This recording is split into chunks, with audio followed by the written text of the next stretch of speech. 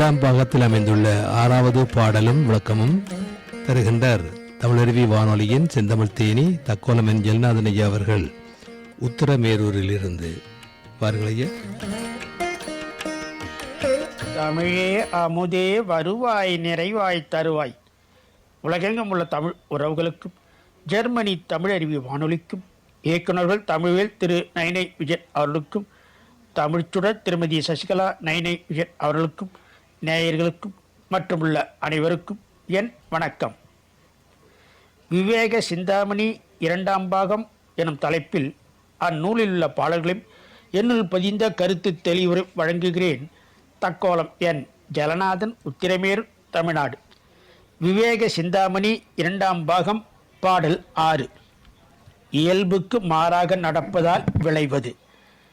நிட்டுரமாக நிதி தேடி மன்னவனும் இட்டதனை மெச்சா இறப்போனும் முட்டவே கூசி நிலை எல்லா குலக்கொடியும் கூசிய வேசியும் கெட்டுவிடும்.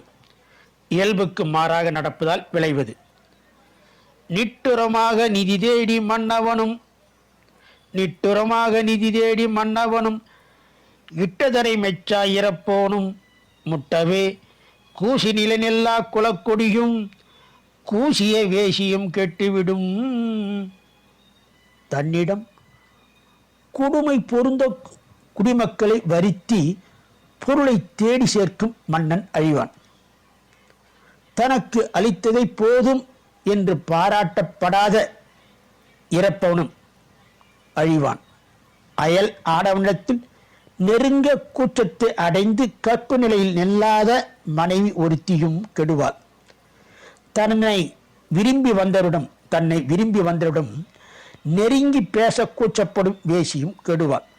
மீண்டும் பாடலை பார்ப்போம். இயல்புக்கு மாறாக நடப்பதால் விளைவது.